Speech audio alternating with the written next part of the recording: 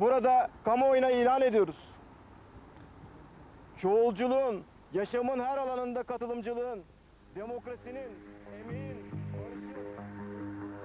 Ankara Devlet Güvenlik Mahkemesi'nde duruşmalar sürüyor, avukatların Nihat Sargın ve Haydar Kutlu için tutuksuz yargılanma talebi mahkeme heyetince sürekli reddediliyordu. Kamuoyu araştırmaları insanların düşünce özgürlüğünden yana olduğunu ortaya koyarken 141, 142 ve 163. maddeler üzerindeki tartışmalar sürüyordu. Tartışma giderek ülke gündeminin ön sıralarını işgal ediyor, konu TV kameraları önünde bakanlar düzeyinde ele alınıyordu. Peş peşe düzenlenen açık hava ve kapalı salon toplantılarında özgürlük talebi dile getiriliyordu.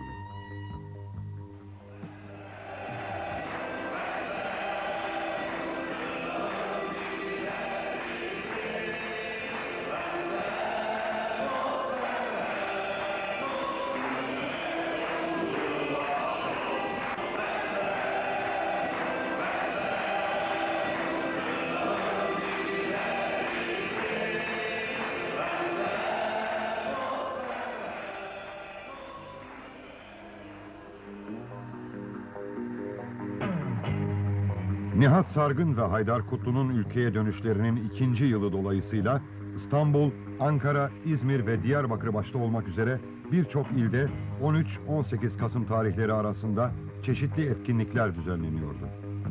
Özgürlüğe doğru adı verilen bu hafta boyunca yapılan toplantılarda konuşmacılar demokratik bir anayasa ve temel insan hak ve özgürlüklerinin sağlanması için herkesi politik gündeme katılmaya çağırıyorlardı. İnsan hakları meselesi Türkiye'nin gündemindeki en birinci sorun ve hala birinciliğini sürdürüyor. İşkence tabii ki öyle. Ve insan hakları ihlalleri ve işkence bütün dünyada bir suç olarak kabul ediliyor. Ama ülkemizde ne yazık ki suç olarak hala kabul ediliyor değil. Çünkü devlet resmen sistematik işkence yapıldığını kabul etmiyor. Türkiye'de sistematik işkence yapılmıyor da ne oluyor? Şöyle bir iki rakam vermek istiyorum konuya girmek için. 12 Eylül'den bu yana 650 bin kişi gözaltına alınmış, 210 bin dava açılmış. Yaklaşık 400 bin kişi pasaport alamıyor hala.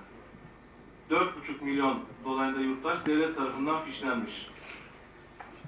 9.400 kişi 1402 sayılı yasaya göre ya kamu görevine atılmış ya da başka yerlere sürülmüş. 14.000 kişi Türk vatandaşlığından çıkartılmış. 23.667 dernek faaliyetten men edilmiş. 30.000 kişi, sanıyorum daha fazla bir rakam, politik göçmen olarak yurt dışında yaşamak zorunda bırakılmış. 48 kişi idam edilmiş.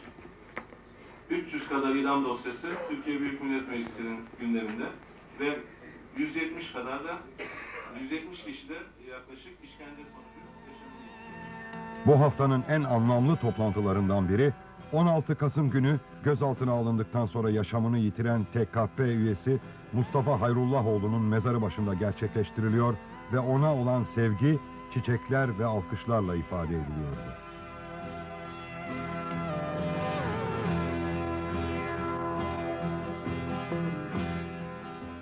...1990 yılı Şubat ayı. Birlik politikasını ve yasallık sürecini değerlendirmek ve tartışmak üzere bir araya gelen TBKP merkez ve yerel yöneticilerinden 105 kişi İstanbul'da gözaltına alınıyordu. Bu engelleme ile ilgili olarak düzenlenen basın toplantısına katılan siyasi parti temsilcileri, aydın ve sanatçılar, meslek odaları ve sendika temsilcileri ile gözaltındakilerin yakınları olayı şöyle değerlendiriyorlardı. Sahtecilik, büyük bir aldatmaca var Türkiye'de. Bu hem dışı aldatıyor, aldatmaya çalışıyor, hem de içerideki insanları aldatmaya çalışıyor. Şu, 12 Eylül 1980 olayı, Türkiye'deki büyük bir siyasal depremdir bu olay. Bu askeri yönetim, Türkiye'den kalkmış gibi gösterilmektedir. Oysa bugün, halen Türkiye'de askeri yönetim vardır, sıkı yönetim vardır. Niçin? Çünkü bu askeri darbeyi yapan 5 general üzerlerinden çıkardıkları askeri giysileri yasalara giydirmişlerdir. Yasaların kendisi bizatihi sıkı yönetim yasası askeri yasa olduğu için anayasa da içinde Türkiye'nin yönetenlerin boyun bağlı olmaları sivil yönetime geçmek anlamına gelmez. İşte onun kanıtı bu son olaydır.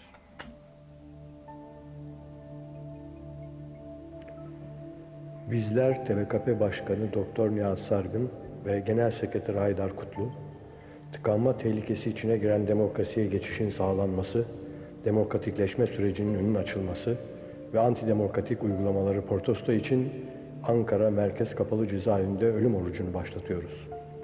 Apaçık hukuk ve insan hakları ihlaline, sürdürülen haksızlığa sessiz kalmamız olası değildir. Bu açıklamayla başlayan ölüm orucu tüm ülkede ve ülke sınırları dışında ses getiriyor, dayanışma eylemleri hızla genişliyordu.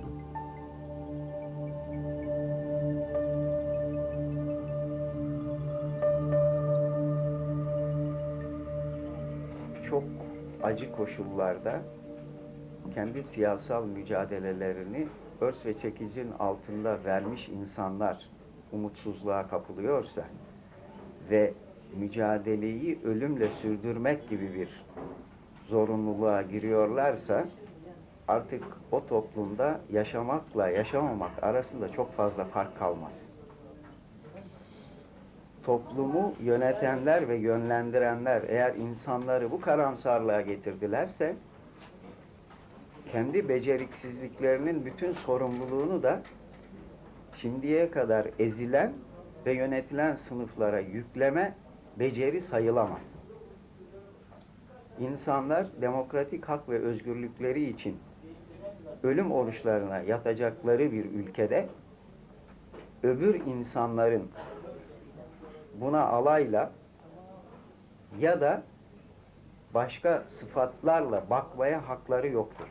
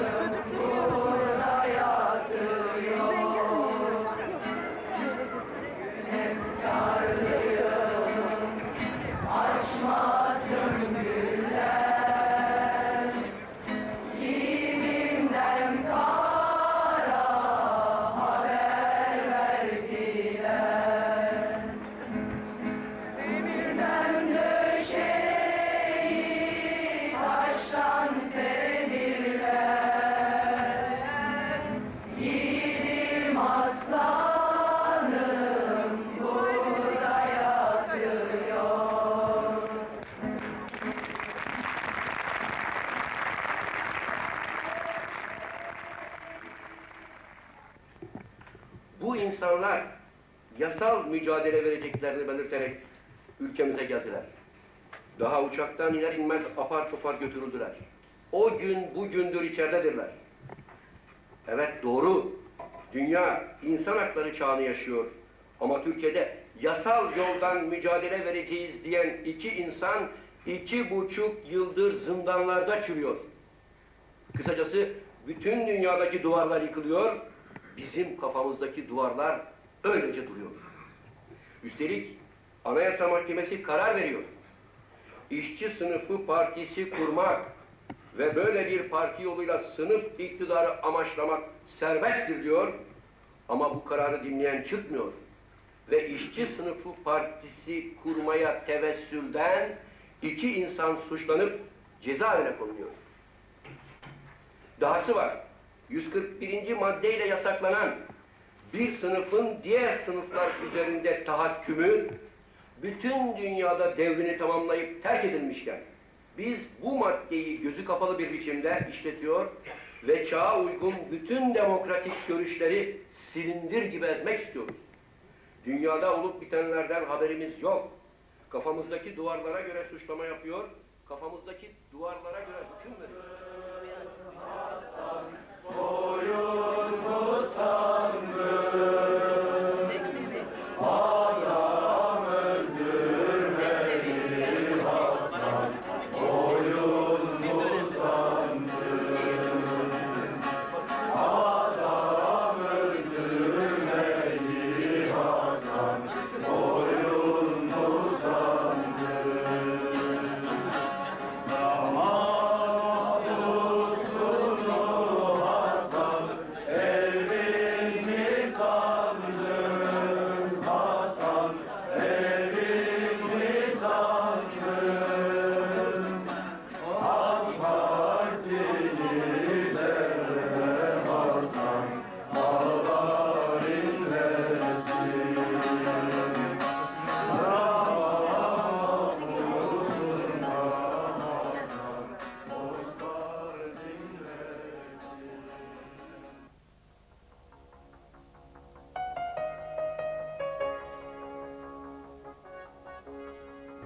Işığı kanat çiçeklerinde konaklayan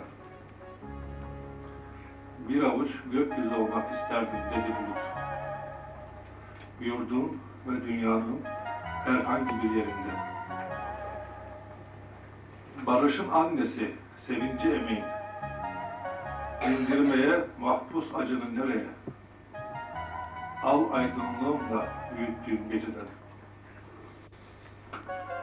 Adımlarının bir gölgesinde uçuşan bir avuç Türkiye, üzgün yurdum, güzel yurdum. Boynu bükük ay çiçeği, şiirin ve aşkın geleceği. Türkiye, üzgün yurdum, güzel yurdum. Dağ rüzgarı, portakal balı, alçak gönüllü, hünerli, sevdalı. Türkiye, üzgün yurdum, güzel yurdum. Yazgısı kara yazgı.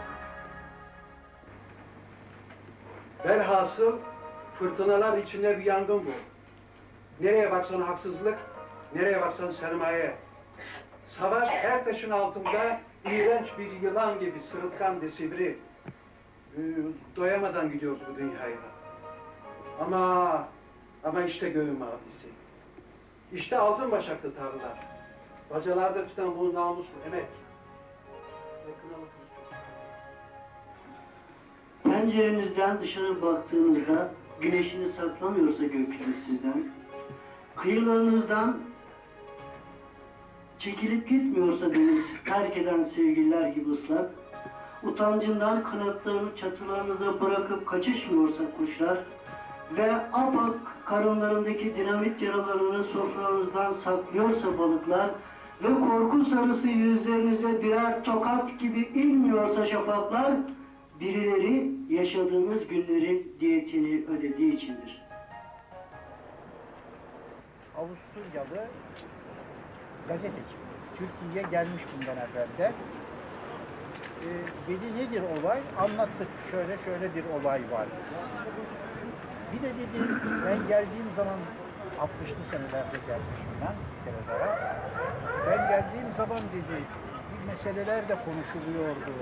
İşte bir faşist kanunlar var. Ha vardır dedi. Var. 141, 142, 163, 142. Bunları dedi merak ediyorsunuz. Bu kanunlar Türkiye bizim 36 senesinden beri, yani tek parti rejiminden beri yürürlüktedir. Devletin temeli. Polisim ve arkadaşlarım bana daima Boz Mehmet diye hitap ederler. 141-142. maddelerden birçok defalar mahkum oldum. Onları size kısaca anlatmak istiyorum. Sene 1936, İş Kanunu'nun çıktığı sene. Arkasından faşist İtalya'dan alınan 141-142. maddeler. Arkadaşlarım, hiç şüphesiz ki geçmiş yıllarımız bizi buraya getirmişti, bu noktaya getirmişti. Fakat hepimiz bildiğimize göre kolay gelinmedi. Kanla, sürgünlerle ve birçok arkadaşlarımızı, yoldaşlarımızı kaybetmekle geldik bugüne. O günden bahsetmeyeyim, ben de hemencecik bugüne geleyim. Şu içeride yatan, şu kahraman arkadaşlarımıza, hani kahraman diye bir şey var ya, o bile kafi değil buna. 2,5 yıl evvel... Muhterem bu toplantıyı düzenleyen arkadaşlar, bu maddeler üzerinde biraz da ben aydınlanmak istiyorum sizi. 141, 142. maddenin üzerine ben bakıyorum, hep duruyorsunuz. 163. madde ve 163. maddeye bağlı olan 141, 142. maddeye bağlı olan bütün şeyleri kaldırsınlar yürürlükten. Herkes özgürlük olsun. Herkes inancı da serbest olsun. Sen başka tarafa inanırsın, ben başka tarafa inanırım.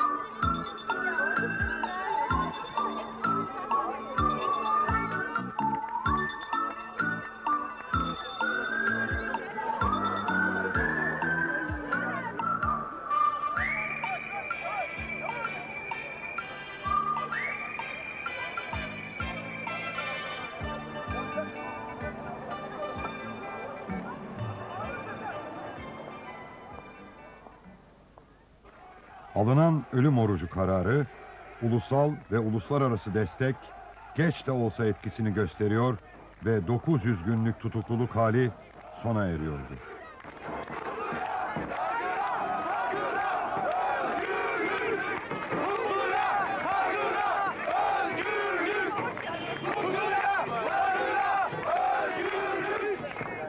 Ankara Devlet Güvenlik Mahkemesi'nce yaklaşık 2,5 yıldır tutuklu olarak yargılanmakta olan yasa dışı Türkiye Birleşik Komünist Partisi yöneticileri Haydar Kutlu ve Nihat Sargın tahliye edildi.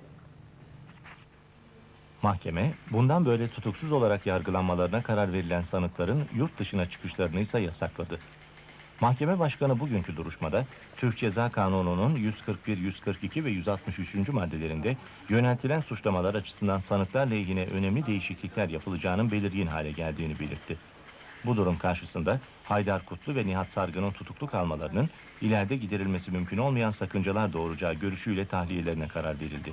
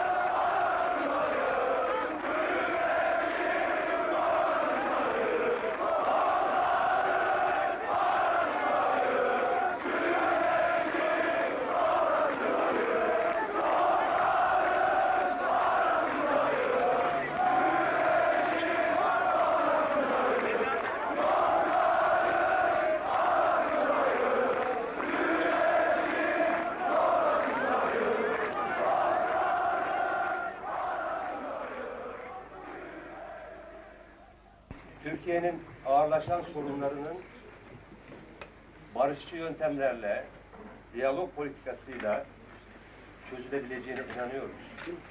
Bu açıdan bugün alınan sonuç, bu aydınlık gelecek için bir adım sayılmalıdır. Ve biz de kendimizi bu yönde çaba harcamakla sorumlu addediyoruz. Yani Türkiye'nin sorunlarının barışçı, demokratik yollarla çözülmesine ve Kardeşler, dostlarımız ve dış ülkelerden buraya kadar zahmet eden sayın misafirlerimiz, bir haksızlık her zaman insanların adalet duygusunu rencide eder. Bundan dolayı da infial ve isyana neden olur. Bizim olayımızda tam olarak bir kere bu vardı. İkinci olarak bugün artık bilim ve teknolojideki o baş döndürücü gelişmelerden sonra gerek iletişim araçlarında, gerek nakil araçlarındaki o büyük gelişmeden sonra dünya kelimenin tam anlamıyla küçüldü artık. Ve artık o küçülen dünyada o maddi temelle birlikte bir başka bilinç de gelişti, yerleşti. Dünyanın herhangi bir yerinde, uzak yakın demeden ortaya çıkmış bir demokrasiye aykırı bir uygulama, demokrasiye karşı yönelen bir tehdit, bütün insanlığı arada sınır tanımadan kendisine karşı yönelmiş bir tehdit, kendinin demokratik haklarını elinden almaya yönelik bir uygulama olarak telakki etmesine yol açmıştır. Ve işte bundan dolayıdır ki hem o haksızlığın ortaya çıkardığı infial ve isyan duygusu, hem de dünyanın neresinde olursa olsun demokrasiye aykırı bir hareketin kendine yapılmış olduğu bilinci işte bugünü doğurmuştur. Yurtta ve dünyada demokratik hakların savunucusu güçler, demokrasi güçleri bu haksız uygulamaya, bu demokrasi dışı harekete karşı yapılabilen en üst direnci göstermişler ve bizi onların elinden kurtarmışlardır. Başta sizler, arkadaşlarımız olmak üzere.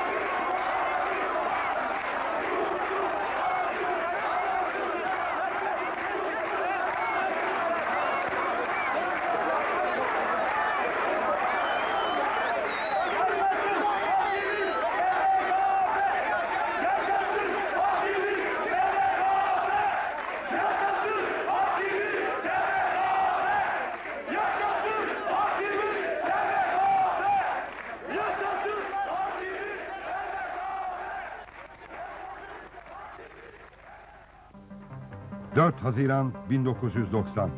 Türkiye Birleşik Komünist Partisi kurucularından bir heyet, 5 klasörden oluşan kuruluş evraklarıyla birlikte İçişleri Bakanlığı'na başvuruyor ve parti tüzel kişilik kazanarak Ankara Gazi Mustafa Kemal Bulvarı'nda 47 numaralı binanın en üst katı. İzleyen günlerde çeşitli il ve ilçelerde Türkiye Birleşik Komünist Partisi örgütlenmesini sürdürüyordu. Buna karşılık Cumhuriyet Başsavcılığı 14 Haziran 1990 günü Anayasa Mahkemesi'nde partinin kapatılması istemiyle dava açıyordu.